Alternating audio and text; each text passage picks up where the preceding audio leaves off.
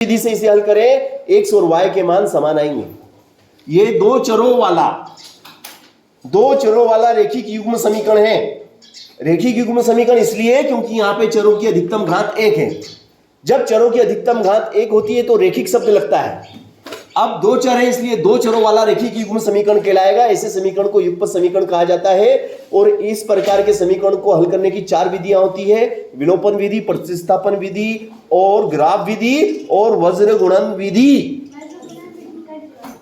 अब वज्र गुणन विधि आपके सिलेबस से हटा दी गई है, तो केवल आपके सिलेबस में 3 विधियां बची है: विलोपन, प्रतिस्थापन और ग्राफ। अब इस विधि को आप समझेंगे तो इसका उत्तर आप मौखिक बता सकते हैं। जैसे पहली संख्या 1 से और दूसरी संख्या y, पहली संख्या 1 से और दूसरी संख्या y है। ऐसी दो संख्याओं जिनका योग 9 है, ऐसी दो धनात्मक संख्याएं जिनका योग 9 है, ऐसी दो धनात्मक संख्याएं जिनका योग 9 है तथा उनका अंतर 1 है। ऐसी दो धनात्मक संख्याएं जिनका योग 9 है तथा अंतर 1 है। तो बताओ ऐसी दो संख्याएं कौन कौन सी हो सकती है जिनका योग 9 आ जाए? जैसे 6 और 3, 6 और 3 कितने हुए? 9 हुए। और 6 में से 3 घटाओ तो 1 आ रहा क्या? 6 और 3 में 1 का अंतर है क्या? 6 और 3 में तो 3 का अंतर है। एक के पास 3 रुपए और एक के पास 6 रुपए, तो 3 रुपए का अंतर है। चलो 2 और 7, तो 7 और 2 9 होते हैं। और 2 में से 7 कम करो तो अंतर 1 आता है क्या? नहीं। तो ऐसी दो संख्याएं बताओ जिनका योग 9 आ जाए, जिनका अंतर 1 हो जाए। कौन कौन सी ऐसी दो संख्याएं? 5 और 4, 9। और 5 में से 4 गया तो 1 के पास 5 रुपए, एक के पास 4 रुपए, तो 1 का अंतर है कि नहीं? एक के पास 5 लाख, एक के पास 4 लाख, तो 1 लाख का अंतर है कि नहीं? समझ गए ना?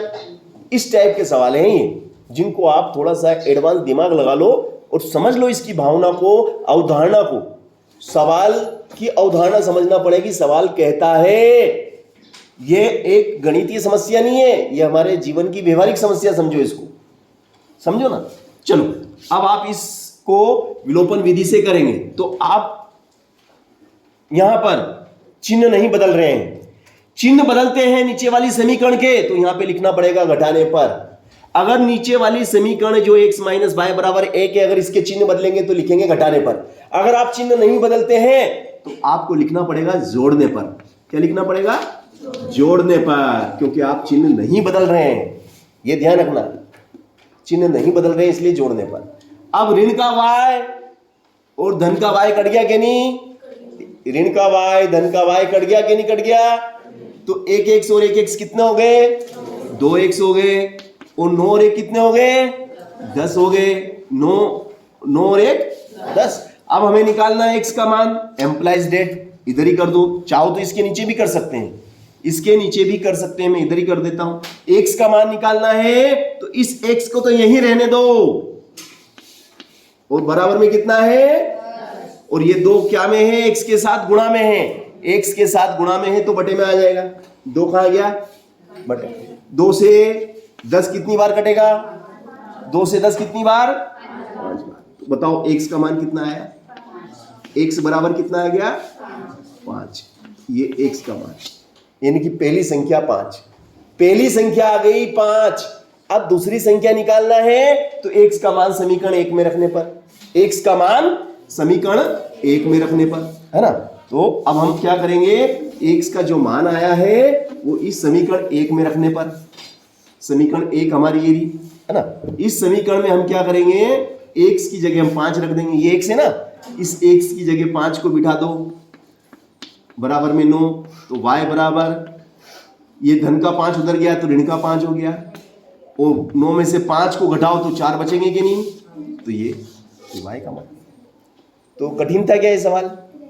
फिर ऐसे सवाल को नहीं करना झूठ बोलने के बराबर है कि सर हमको नहीं आया, क्योंकि आपने करने की कोशिश ही नहीं की। अगर की होती तो गलत तो किया होता आपने कापी नहीं कापी में करा ही नहीं, तो बताएंगे कहां से आप? तो हमें अपने माता पिता को धोखा नहीं देना है। उन्होंने पढ़ने के लिए भेजा, कितनी गरीबी में तुम लोगों को पढ़ा रहे हैं मजदूरी कर करके, और तुम यहाँ पंखे की हवा खा रहे हो आके, बस सवाल करने की जगह बैठ जाते हैं पंखे के नीचे, और खाना भी इतना खा के आते कि बस नींद की लहर लेते रहते हैं, धीरे धीरे आंख खोल के सोना, आंख खोल के सोना। चलो दूसरा सवाल बता रहे भैया कन्हैया लाल, दूसरा सवाल क्या है? x प्लस वाई बराबर 17, x माइनस वाई बराबर 3। अब भाई देख बेटा कन्हैया लाल, बेटा अगर तेरे को ऐसा लगता है कि भाई मैं पीछे बैठा हूँ, मेरे आगे जो बड़ा व्यक्ति बैठा है इस वजह से मुझे नहीं दिख रहा है, तो वहाँ से यहाँ टेबल लगा के नहीं बैठ सकता था? ये टेबल नहीं पड़ी, इधर बैठ जा बेटा, बोलने की जरूरत ही नहीं पड़े, क्योंकि हम क्या की शर्म नहीं करना है कि नहीं यार उधर मैं नहीं बैठूँ, उधर लड़कियां बैठी है, नहीं, सब अपनी बहनें, कहीं भी बैठ जाओ, है ना। चलो अब आप देखिएगा ये सवाल, मैं नीचे वाली समीकरण के चिन्ह नहीं बदलूंगा, मैं नीचे वाली समीकरण के चिन्ह नहीं बदलूंगा, तो मैं बताओ यहाँ क्या लिखूंगा? जोड़ने पर लिखूंगा। जोड़ने पर ऋण का y धन का y, ऋण का y धन का y, 0 कट गया, 1 x 2 x, 17 और 3 20 हो गए। तो बताओ x का मुझे मान निकालना है, तो x बराबर कितना होगा? 2 गुणा में है, 2 गुणा में है तो गुणा वाली चीज बटे में है। अब 2 का पाड़ा बोलो 20 आ जाए, 2 धाम 20, तो बोलो x का मान कितना आया? x बराबर आ गया 10। अब x का मान कहां पुट करेंगे? यहां पर समीकरण 1 में पुट करेंगे कि नहीं? तो समीकरण 1 में पुट कर दो x का मान। यह जहां समीकरण 1 है आपकी, ये x प्लस वाई, इसमें x की जगह कितना आ जाएगा? 10 धन y बराबर 17, तो y बराबर 17, 10 उठ के उधर गया, ऋण का 10 बराबर 7, तो y का मान कितना आ गया? y बराबर 7। सही है कि गलत है? ये सवाल सही करा गलत करा मैंने? तुम्हारा भी ये सही है? चलो y का मान निकाल लिया था, मिला भी लिया, अपनी खुद जांच कर लिया अपने सवाल की। यहां से सब अपने सवाल को चेक कर लो, किसका गलत था वो हाथ खड़े कर दो कि सर प्लीज मेरा गलत हो गया था। 1 2 3 4 5 6 7 और 1 8 और 1 9 बच्चों ने सवाल गलत किए, बाकी सब ने सवाल सही किए। वेल डन, मतलब सही करने वालों की प्रायिकता ज्यादा है ना? सही करने वालों की प्रायिकता ज्यादा है। चलो वो भी सीख जाना, जिनने गलत करा आप वो गलती मत दोहराना। चलो अब इसके बाद में भैया आपको इसमें सवाल दिया गया है,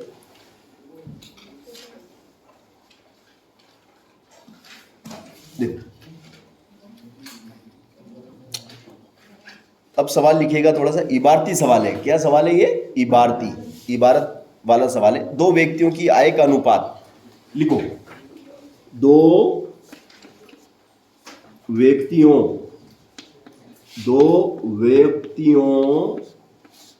की आय का अनुपात, 2 व्यक्तियों की आय का अनुपात है ना।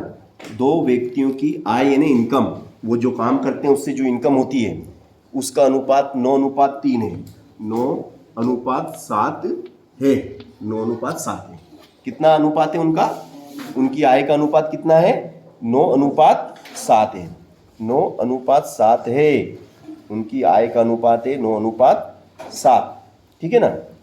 9:7 है, ठीक है, 9:7 है। तथा उनके खर्चे का अनुपात, तथा उनके खर्चे का, खर्चा है ना वह, खर्चे का अनुपात, खर्चे का अनुपात कितना है? खर्चे का अनुपात है 4:3, 4:3 है, 4:3 है ना। तो यदि प्रत्येक व्यक्ति महीने में 2000 रुपये बचा लेता है, यदि प्रत्येक व्यक्ति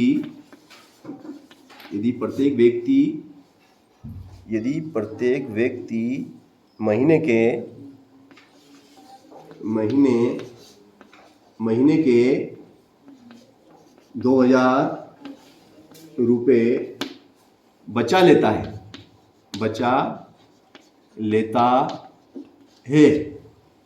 2000 रुपये फिर भी बचा लेता है, तो उनकी मासिक आय ज्ञात करो। तो उनकी मंथली इनकम, मासिक आय बताओ। हमें मासिक आय ज्ञात करना है। क्या ज्ञात करना हमें? कि भाई उनकी मासिक इनकम कितनी है, ये हमें ज्ञात करना है। उनकी मासिक आय कितनी है, मासिक आय ज्ञात कीजिए।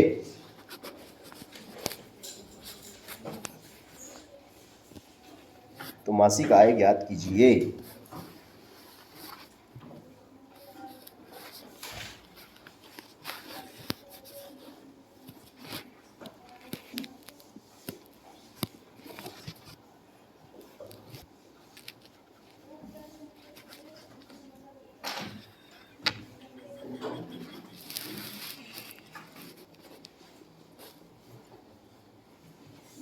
मासिक आय ज्ञात कीजिए। सवाल समझ में किस को नहीं आया भैया?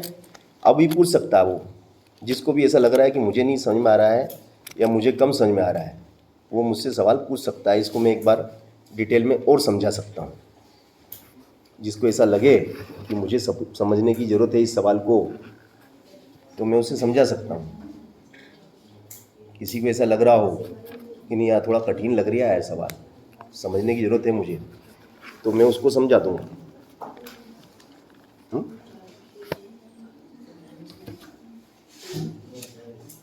करें आगे। देखो भैया, इस सवाल को ऐसा मान के चलो कि तुम खुद हो।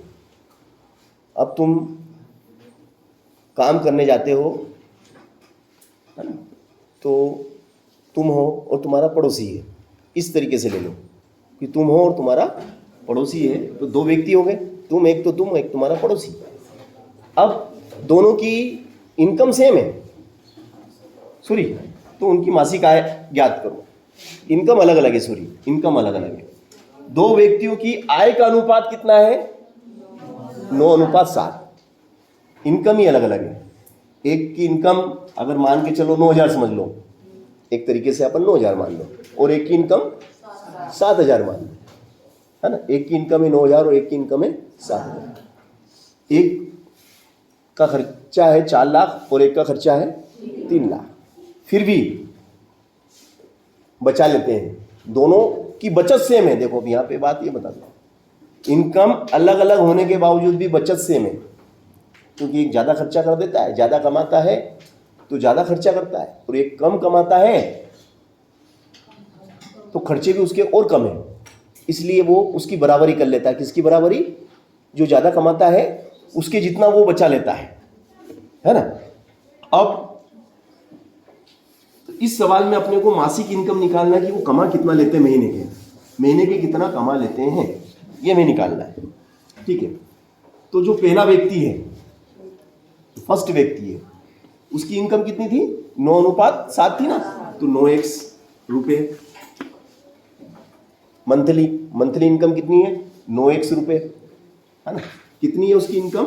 9x रुपये। और सेकेंड जो व्यक्ति है उसकी इनकम कितनी है? 7x रुपये। ठीक है ना, प्रश्न के अनुसार।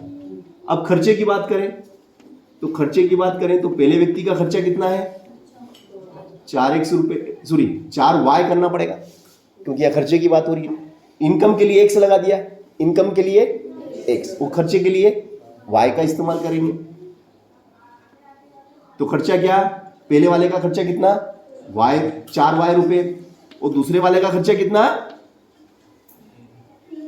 3y रुपए ये खर्च। देखो इतना कमाना फिर इतना खर्च करना, तो बचाना कितना? दोनों ने बराबर बचाया ना, दोनों ने बचाया बराबर। तो देखो क्या हो जाएगा आपका ये बचत, है ना। बचत क्या हो जाएगी?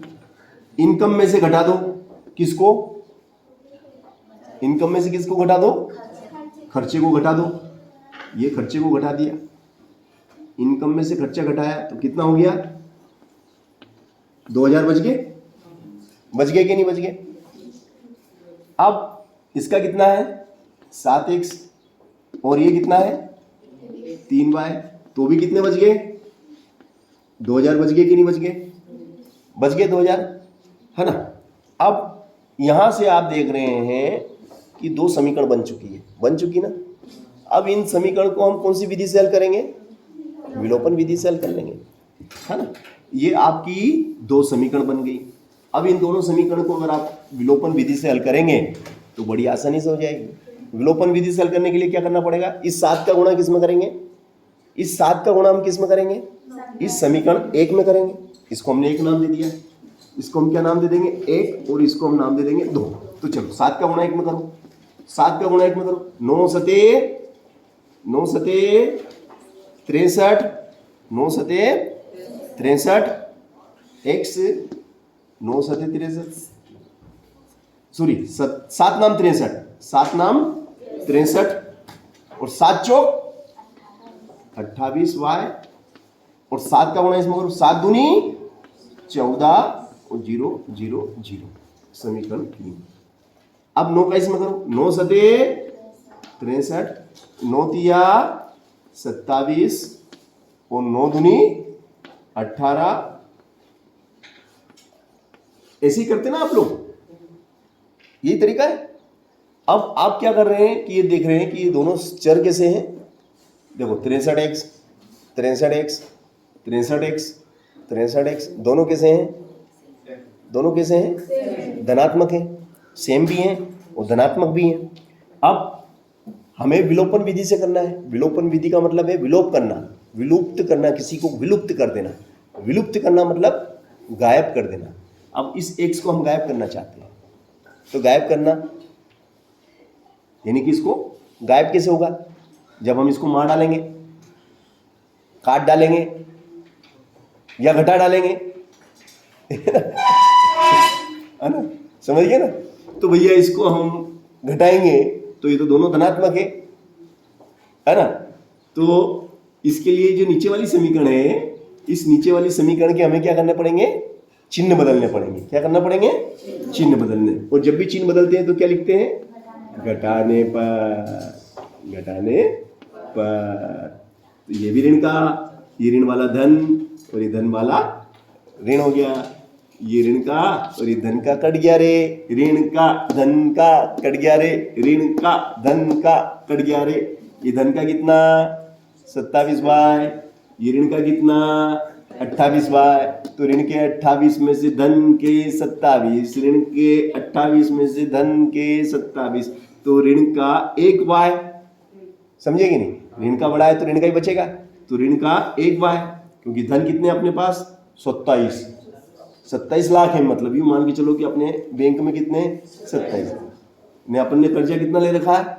28 लाख का कर्जा है। तो अपन बैंक से लेके आके ने कर्जा चुका दिया, फिर भी कितना ऋण रह गया? 1 लाख का ऋण रह गया, क्योंकि ऋण ज्यादा था। चलो अब इधर देखिए, ऋण के कितने? 18,000, और धन कितना अपने पास? 14,000 ही आ गया। लहसन बेचा तो 14,000 ही आया, भाव कम तो के, है ना। तो अब ऋण कितना बचेगा? 4,000 ऋण का बच गया।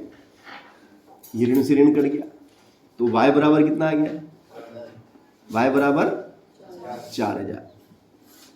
तो भैया ये जो बाद वाला जो व्यक्ति है, सेकंड व्यक्ति जो है, पड़ोसी है, उसकी इनकम कितनी है बेचारे की? उसकी इनकम कितनी है? 4,000 है। उसकी इनकम कितनी है? 4,000। सॉरी, अभी तो y का मान निकला, इनकम तो अब निकालेंगे अपन। सॉरी, y का मान कहाँ रखेंगे अपन? y का मान कहाँ रखेंगे? समीकरण 1। अब समीकरण 1 क्या है बताओ? समीकरण 1 किसको याद है?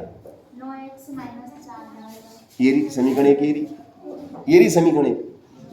ये समीकरण एक में ए भैया समीकरण एक ये रही। इस समीकरण एक में किसका मान रखेंगे? y का मान यहाँ आ जाएगा। y का मान ये y है ना, इस y की जगह आ जाएगा। देखो नो ऐसा लिखेंगे y का मान समीकरण एक में रखने पर, ऐसा हिंदी में तुम लिखो y का मान समीकरण एक में रखने पर। ये तुमको लिखना है, लिखो। लिखना तो आता है ना, 10वीं में आ गया तो लिखना तो आता ही होगा। चलो -4 और y की जगह कितना बैठ जाएगा? y की जगह कितना बैठेगा? 4000।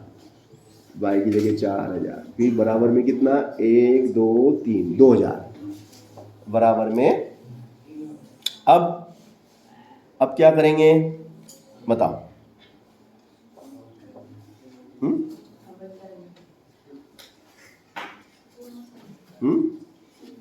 गुणा कर लेंगे ना। 4 चौक 16, ये 16 आया बराबर में कितना? 2000।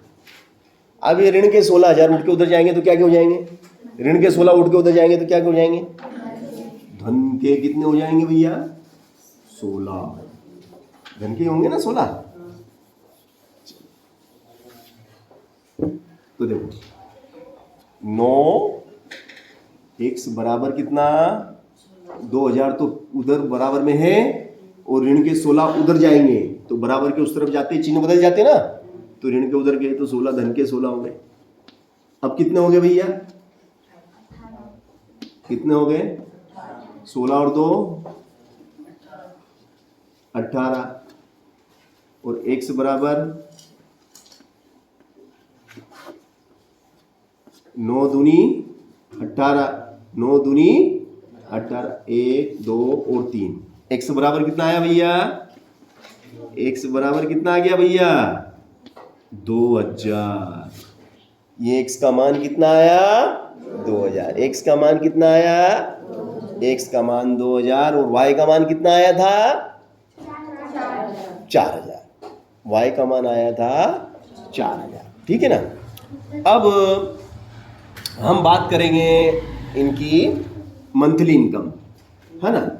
हम किसकी बात करेंगे? मंथली इनकम की। भाई महीने का कितना कौन कितना कमा लेता है? तो पहला व्यक्ति जो फर्स्ट व्यक्ति था, फर्स्ट पर्सन, है ना, फर्स्ट पर्सन महीने के कितने कमाता था? पहला व्यक्ति महीने के कितने कमा लेता था? है? पहला व्यक्ति महीने के कितने कमाता था? उसकी इनकम कितनी थी? पहले व्यक्ति की इनकम कितनी लिखाई थी? मैंने सवाल करा था जब लिखाया तो था। बस वही तो बोलना है। 9 एक से इसके साथ 9x रुपए है ना, तो फिर ये बोलोगे यार 9 और x कितना आया? 2000। x का मान अभी आपके सामने कितना आया? x की जगह 2000 को बिठा दिया तो फर्स्ट व्यक्ति की इनकम कितनी होगी? 18,000। जो पहला व्यक्ति वो कितने कमा के ला रहा है? 18,000 कमा के ला रहा है। चल दूसरा जो व्यक्ति है उसकी इनकम कितनी थी? दूसरे वाले की क्या इनकम लिखाई थी मैंने? 7 x थी। तो x कितना आया? x कितना? x का मान कितना? 2 है क्या? तो कितना हो गया? 14,000। तो देखो भैया पहला वाला व्यक्ति है वो 18,000 कमा के लाता है और पड़ोसी 14,000 कमा के लाता है। उसके बावजूद भी दोनों बराबर बचा लेते हैं। ये भी 2,000 रुपये बैंक में डालता है हर महीने, बचा के हर महीने 2,000 रुपये डाल दिया है। किसके लिए डाल दिया है? किसके लिए? भगवान के लिए कि भगवान को दे दो तो? किसके लिए डाल दिया है? अपनी फैमिली के लिए। बचत करेंगे जब भी तो फैमिली को बचा पाएंगे। जब बीवी बीमार पड़ गई, बच्चा बीमार पड़ गया तो बचा ही नहीं पाए, बोले इलाज करावा को पैसे नहीं तो, है ना। तो ये कितना बचा लेता है? 2000 बचा। ये कितना बचा लेता है? कितना बचा लेता है? अरे 2000 बचा लेता है। 18,000 तो कमाता है। क्या ज्यादा खाना खा लिया क्या? जो कुछ भी बोलते रहो, खाना इतना खा लिया, बोले सरकार ऊपर पंखो चलतो है, नीचे अपन सोतो है। तो ये 18,000 में से 2,000 ये बचा रहा है, 2,000 ये बचा रहा है। ये कम कमा रहा है मगर बच्चा बराबर रहा है। ये ज्यादा कमा रहा है मगर इसके बराबर ही बचा रहा है। तो इसके खर्चे ज्यादा है, इसके खर्चे ज्यादा है। समझ गए मेरी बात को? तो अब ये सवाल हो गया खत्म। कठिन था क्या ये? आपको लगा कठिन? तो ऐसे सवाल हमारे अब ये विलोपन विधि से करा। अब हमारे दैनिक जीवन की जो समस्या थी